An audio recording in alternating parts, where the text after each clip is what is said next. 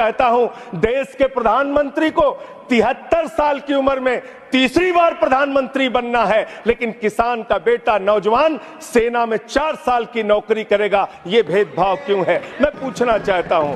और मान्यवर, मैं आपसे आपके माध्यम से इस सरकार से कहना चाहता हूं, इनका बजट पढ़ रहा था मान्यवर, जेलों को भी इन्होंने कम बजट दिया।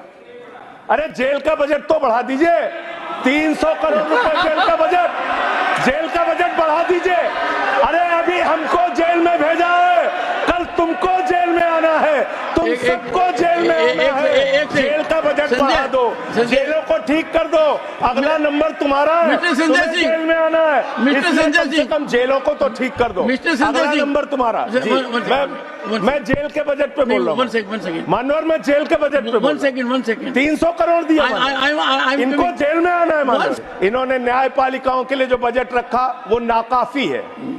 5 करोड़ केसेस पेंडिंग है इस देश के अंदर और 6 लाख लोगों को पूरे देश में जेलों में रखा गया है, जिसमें करीब 76% अंडर ट्रायल हैं। इसका मतलब आपका मकसद न्याय दिलाना नहीं है, आपका मकसद किसी मामले की सच्चाई तक पहुंचना नहीं है, आपका मकसद है पकड़ पकड़ के एक एक व्यक्ति को जेल में डालना।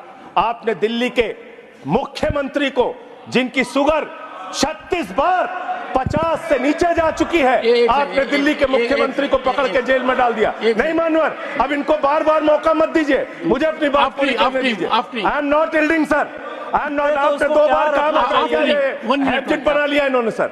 दिल्ली के मुख्यमंत्री को सर इन्होंने पकड़ के जेल में डाल के रखा, दिल्ली के शिक्षा मंत्री को इन्होंने 2 साल से जेल में रखा, दिल्ली के स्वास्थ्य मंत्री को इन्होंने 2 साल से जेल में रखा। आप एक एक विपक्ष के नेता को पकड़ पकड़ के जेल में डालते हैं। हेमंत सोरेन को मुख्यमंत्री को जेल में आपने रखा, संजय रावत को जेल में रखा, अनिल देशमुख को जेल में रखा, सबको पकड़ पकड़ के आप जेल में रखते हैं। बंगाल के 3 मंत्रियों को आपने पकड़ के जेल में रखा। आपका मकसद ट्रायल कराना नहीं, न्याय दिलाना नहीं, आपका मकसद हम लोगों को पकड़ के जेल में रखना है।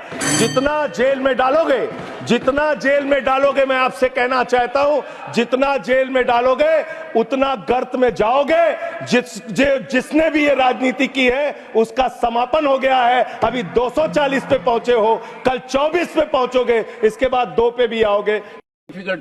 ठीक है सर। मान्यवर, मैं बड़ी विनम्रता पूर्वक आपके माध्यम से पूछना चाहता हूं, क्या इस देश की अर्थव्यवस्था में रेहड़ी पटरी वालों का कोई योगदान नहीं? जो 10 करोड़ रेहड़ी पटरी वाले पूरे देश में हैं, उनका कोई योगदान नहीं है क्या मान्यवर? वो भी सरकार को टैक्स भरते हैं। आपकी सरकार उनको भी फूटी आंख से देखना नहीं चाहती। आपने रेहड़ी पटरी वालों को कहा अपने नाम के आगे नेम प्लेट लगाओ, अपने नाम के आगे नेम प्लेट लगाओ। हिंदू हो कि मुसलमान, दलित हो कि पीछे, आदिवासी हो, क्या हो ये बताओ। मैं पूछना चाहता हूं, आपके माध्यम से सरकार के कहना चाहता हूं, मान्यवर, अगर नेम प्लेट लगवाना है तो लगवाइए गले में नेम प्लेट।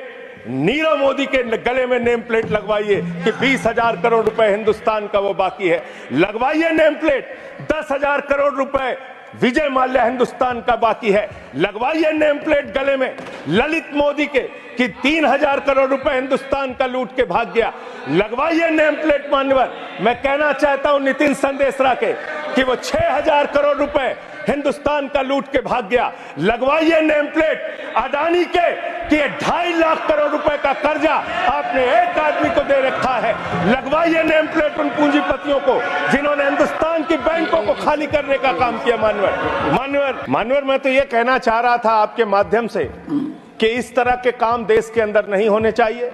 भारत एक धर्मनिरपेक्ष राष्ट्र है और हम जानते हैं अपनी सामाजिक व्यवस्था में, मैं जानता हूं इनके मन में दर्द होगा मान्यवर, अभी चुनाव हारे हैं ये उत्तर प्रदेश में, तो वहां पर अगर कोई बोर्ड लगाएगा जाटव ढाबा, 1 सेकंड, जाटव ढाबा कोई लगाएगा, कोई अपने ढाबे के आगे अगर वाल्मीकि ढाबा लिखेगा तो आप लोग उसके यहाँ खाने नहीं जाओगे। मैं जानता हूं आपकी मानसिकता।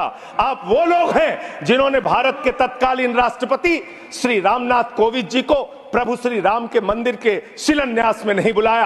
आप वो लोग हैं जिन्होंने मौजूदा राष्ट्रपति श्रीमती द्रौपदी मुर्मू जी को राम मंदिर के उद्घाटन में नहीं बुलाया। आप दलितों से, पिछड़ों से, आदिवासियों से, अल्पसंख्यकों से, मुसलमानों से नफरत करने का काम करते हैं। यह आपकी सच्चाई है। इसलिए नेम प्लेट मत लगवाइए।